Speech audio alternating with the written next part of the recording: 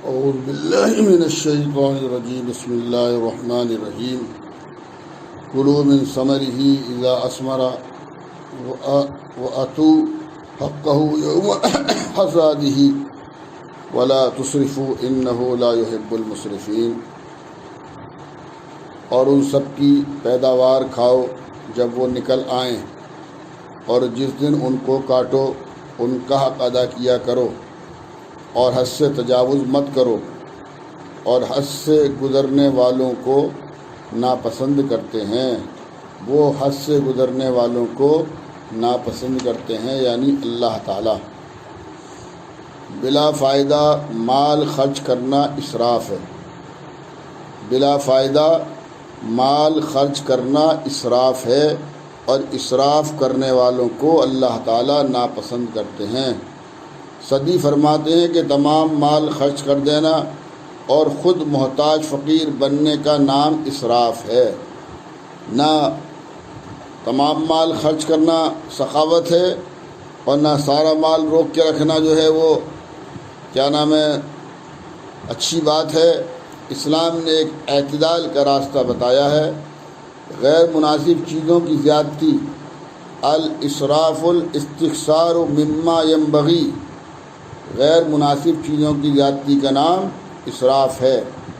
اسراف کی مذمت عمر ابن شعیب اپنے باپ دادا سے نقل کرتے ہیں کہ رسول اللہ صلی اللہ علیہ وسلم نے فرمایا، کھاؤ پیو پہنو دوسروں کو دو لیکن اسراف نہ ہونے پائے۔ کلو واشربوا وتصدقوا والبسوا ما لم یخالطہ اسراف او مخیلۃ۔ عبداللہ ابن عباس رضی اللہ تعالیٰ فرماتے ہیں کہ جو چاہو پہنو، تم پر کوئی الزام نہیں رکھتا، لیکن دو خصلتیں بری ہیں، ایک تو اسراف اور دوسرے دکھلاوا۔ کلو واشربوا ولا تسرف، اللہ تعالیٰ فرماتے ہیں کھاؤ پیو لیکن اسراف مت کرو۔ عن ابن عباس قال کل ما شئت والبس ما شئت، قال کل ما شئت والبس ما شئت ما اخطأتک خلتان صرف او مخیلہ۔ حضرت مغیرہ ابن شعبہ سے حضور اکرم صلی اللہ علیہ وسلم کے ارشاد منقول ہے کہ اللہ رب العزت نے 7 چیزوں کو نفرت کے ساتھ ممنوع قرار دیا ہے۔ ماں کی نافرمانی، نمبر 1 ماں کی نافرمانی، نمبر 2 بے مقصد بحث و مباحثہ کرنا، نمبر 3 لڑکیوں کو زندہ زمین میں دفن کرنا، نمبر 4 جس پر تمہارا حق نہیں اس کو زبردستی لینا، نمبر 5 فضول خرچی اور بے موقع مال ضائع کرنا، نمبر 6 بے ضرورت کثرت کے ساتھ سوال کرنا، نمبر 7 تم پر دوسروں کا جو حق لازم ہے اس کو نہ دینا۔ اسراف کی صورتیں، ہمارے معاشرے میں متعدد صورتوں میں اسراف پایا جاتا ہے۔ مثلا کھانا پکانے میں ابھی اسراف ہے کہ اتنی انواع و اقسام کا کھانا تیار کر لیا جائے کہ ان میں سے ایک ایک لقمہ بھی رغبت سے نہ کھایا جائے، کیونکہ ضرورت سے زیادہ پکا ہوا کھانا پھینک دیا جاتا ہے یا بھوکوں یا بھوسے اور ٹکڑوں کی صورت میں فروخت کیا جاتا ہے۔ کھانے کے بارے میں دل کی ہر خواہش کا پورا کرنا اسراف ہے۔ کھانے کے بارے میں دل کی ہر خواہش کا پورا کرنا بھی اسراف ہے۔ الاسراف ہوا ان یأکل الرجل کل ما یشتہی۔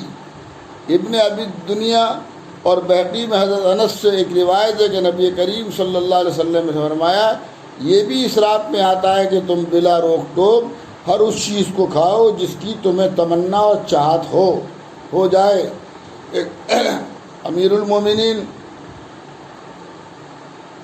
کا واقعہ یاد آ رہا ہے کہ ان کی غالباً اہلیہ نے کہا کہ آج کچھ میٹھا کھانے کو جی چاہ رہا ہے، تو انہوں نے غالباً اپنے روزانہ کے خرچے میں سے کچھ تھوڑا تھوڑا جمع کر کے ایک دن میٹھا بنا لیا تو امیر المومنین نے فرمایا کہ اتنا وظیفہ جس سے کہ یہ بچا کر یہ میٹھا تیار ہوا ہے، گھر میں پکا ہے، یہ شاید ہم بیت المال سے زیادہ لے رہے ہیں، اور انہوں نے اتنا بیت المال سے وظیفہ کم کروا دیا۔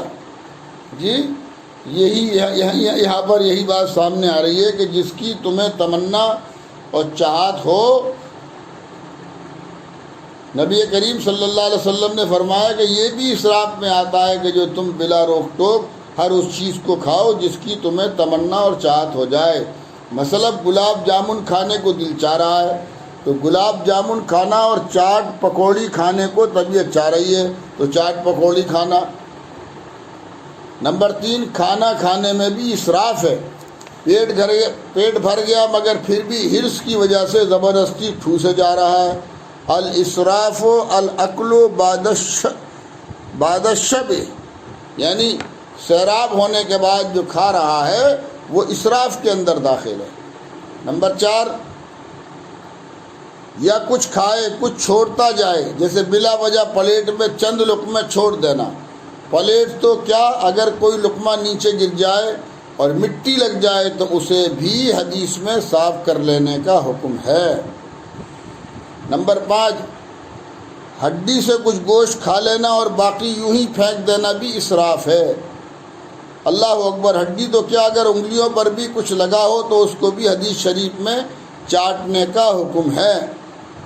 نمبر 6، یہ بھی اسراف ہے کہ روٹی کو درمیان سے کھایا جائے اور اس کے کناروں کو توڑ کر ٹکڑوں کی شکل میں پھینک کر ضائع کیا جائے، جیسا کہ بعض لوگوں کی عادت ہوتی ہے کہ کنارے کی روٹی توڑ دیتے ہیں، بیچ میں سے کھا لیتے ہیں۔ یہ بھی اسراف کے اندر داخل ہے۔ یہ بھی اسراف ہے کہ شہرت اور دکھاوے کے لیے دسترخوان پر ضرورت سے زیادہ کھانا رکھا جائے۔ شرعی حدود کے اندر اور حلال مال سے اگر کوئی شخص نفیس کھانا کھاتا ہے یا نفیس و لطیف لباس استعمال کرتا ہے یا عمدہ مکان تعمیر کرتا ہے، یہ اسراف میں نہیں آتا ہے، البتہ کراہت سے خالی نہیں ہوگا۔ اللہ اکبر، تقوی اس کے اندر نہیں ہے کہ عمدہ لباس پہنا جائے، عمدہ مکان بنایا جائے، جی، اور عمدہ زندگی گزاری جائے۔ جائز تو ہے لیکن کراہت سے خالی نہیں ہے، کیونکہ ایک مسلمان کی پوری توجہ اور نظر آخرت پر مرکوز رہنی چاہیے۔ مسلمان کی پوری توجہ کہاں رہنی چاہیے؟ آخرت پر مرکوز رہنی چاہیے۔ حضرت عثمان غنی رضی اللہ تعالیٰ عنہ کا واقعہ ایک پیچھے گزرا تھا کہ ان کے پاس حضور اکرم صلی اللہ علیہ وسلم نے ایک سائل کو بھیج دیا، تو آپ جب سائل وہاں پہنچا تو آپ اپنی بیوی سے یہ فرما رہے ہیں کہ تم نے یہ چراغ میں موٹی بتی کیوں ڈالی؟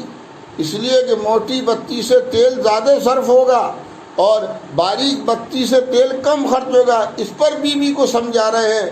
اس سائل نے سوچا کہ جو آدمی موٹی اور پتلی چراغ میں بتی پر اپنی بیوی سے بحث کر رہا ہے یا تنبیہ کر رہا ہے یا سمجھا رہا ہے، وہ آدمی مجھے کیا صد خیرات دے گا؟ پھر بھی اس نے حضور اکرم صلی اللہ علیہ وسلم نے چونکہ بھیجا تھا اپنا سوال رکھ دیا، تو اس نے آپ حضرت عثمان غنی رضی اللہ تعالیٰ عنہ نے 3000 درہم اٹھا کے اس کو دے دیے۔ سخاوت کا تو یہ عالم اور اپنی ذات پر خرچ کرنے کا یہ احتیاط۔ نمبر 8، نیز دسترخوان پر روٹی کے گرے ہوئے تراشے اٹھائے بغیر پھینکنا بھی اسراف کے زمرے میں آتا ہے۔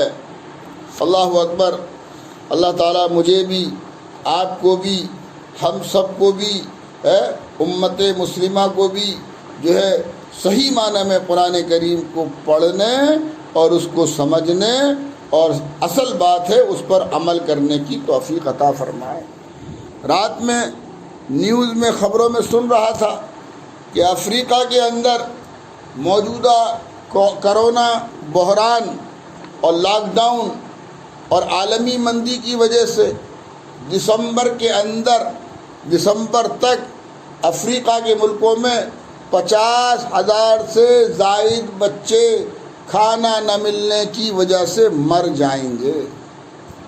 اے ایمان والو، اے لوگو، اپنے کلیجوں پہ ہاتھ رکھے سوچو اس کا ذمہ دار کون ہے؟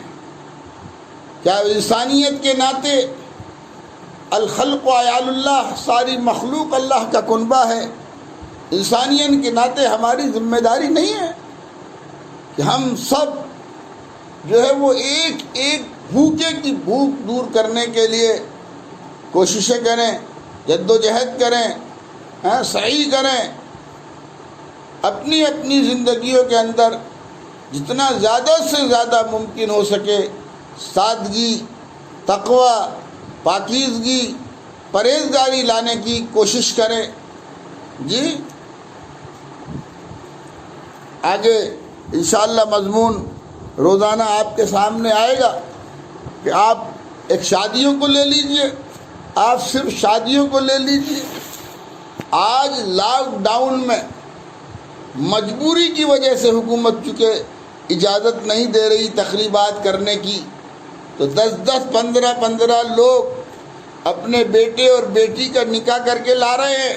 جی تو لاک ڈاؤن کا اتنا اہتمام، حکومت کے ڈنڈے کا اتنا خوف، اور یہی بات اللہ تبارک و تعالیٰ نے فرمائی، یہی بات اللہ کے نبی صلی اللہ علیہ وسلم نے فرمائی۔ امت نے اللہ کی بات کو نہیں مانا، امت نے شادی بیاہ کی تقریبات کے لیے وہ اللہ کی بات کو نہیں مانا، امت نے شادی بیاہ میں سادگی اختیار کرنے کے لیے اللہ کے نبی صلی اللہ علیہ وسلم کی تعلیمات کو نہیں مانا۔ جب نہیں مانا، جب اللہ کی بات نہیں مان رہے، اللہ کے رسول صلی اللہ علیہ وسلم کی بات نہیں مان رہے، تو اللہ تبارک و تعالیٰ کی ذات سے اعراض کرنے کی بنیاد پر آج ساری دنیا میں تمام تر اسباب اور وسائل ہونے کے بعد امت مسلمہ کا جو حشر ہو رہا ہے وہ سب کے سامنے ہے، وہ سب کے سامنے ہے۔ ایسا لگتا ہے جیسے ہمارے اندر تو حسی ختم ہو گئی، ایسا لگتا ہے جیسے ہمارا ضمیر ہی بالکل مردہ ہو گیا، ایسا لگتا ہے کہ ایمانی حرارت ہمارے اندر سے مفقود ہو گئی۔ بس نماز، روزہ، حج اور زکوٰۃ کی کچھ شکلیں ایسی باقی رہ گئی ہے، باقی اصل اسلام کی روح آج امت کے اندر سے نکل گئی ہے۔ اے ایمان والے بھائیوں اور بہنوں، آپ کی توجہ اور آپ کی فکر اسی طرف دلانے کے لیے یہ درس قرآن اور یہ درس حدیث آپ کے دلوں اور آپ کے ضمیروں تک پہنچنے کے لیے میں نے شروع کیا ہے۔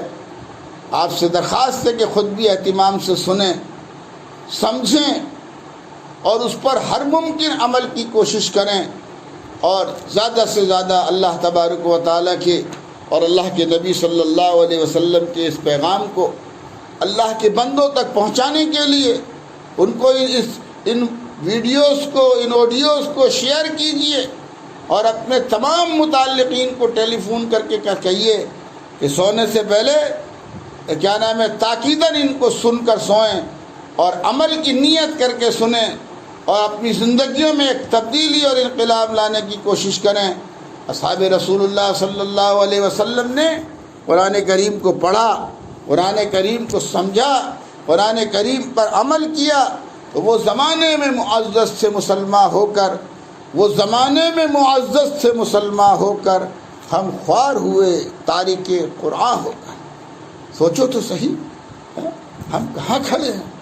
ہمیں حکومت کے قانون کی پرواہ ہے، ہمیں حالات کے تقاضے کا احساس ہے، ہمیں لاک ڈاؤن میں اپنی خواہشات قربان کرنے کے لیے ہم تیار ہیں، یا تو ہم نے اپنی شادیاں مؤخر کر دی ہیں جو ٹھیک نہیں ہیں، جو مناسب نہیں ہیں، یا مختصر شادیاں عمل میں آ رہی۔ اعوذ باللہ من الشیطان الرجیم، بسم اللہ الرحمن الرحیم۔ کلوا من ثمرہ اذا اثمر وآتوا حقہ یوم حصادہ ولا تسرفوا انہ لا يحب المسرفین۔ اور ان سب کی پیداوار کھاؤ جب وہ نکل آئیں، اور جس دن ان کو کاٹو ان کا حق ادا کیا کرو، اور حد سے تجاوز مت کرو، اور حد سے گزرنے والوں کو ناپسند کرتے ہیں، وہ حد سے گزرنے والوں کو ناپسند کرتے ہیں، یعنی اللہ تعالیٰ۔ بلا فائدہ مال خرچ کرنا اسراف ہے، بلا فائدہ مال خرچ کرنا اسراف ہے اور اسراف کرنے والوں کو اللہ تعالیٰ ناپسند کرتے ہیں۔ سعدی فرماتے ہیں کہ تمام مال خرچ کر دینا اور خود محتاج فقیر بننے کا نام اسراف ہے۔ نہ تمام مال خرچ کرنا سخاوت ہے اور نہ سارا مال روک کے رکھنا جو ہے وہ کیا نام ہے اچھی بات ہے۔ اسلام نے ایک اعتدال کا راستہ بتایا ہے۔ غیر مناسب چیزوں کی زیادتی، الاسراف الاستکثار مما ينبغی، غیر مناسب چیزوں کی زیادتی کا نام اسراف ہے۔ اسراف کی مذمت عمر ابن شعیب اپنے باپ دادا سے نقل کرتے ہیں کہ رسول اللہ صلی اللہ علیہ وسلم نے فرمایا، کھاؤ پیو پہنو دوسروں کو دو لیکن اسراف نہ ہونے پائے، کلو واشربوا وتصدقوا والبسوا ما لم یخالطہ اسراف او مخیلۃ۔ عبداللہ ابن عباس رضی اللہ تعالیٰ فرماتے ہیں کہ جو چاہو پہنو، تم پر کوئی الزام نہیں رکھتا، لیکن دو خصلتیں بری ہیں، ایک تو اسراف اور دوسرے دکھلاوا۔ کلو واشربوا ولا تسرف، اللہ تعالیٰ فرماتے ہیں کھاؤ پیو لیکن اسراف مت کرو۔ عن ابن عباس قال کل ما شئت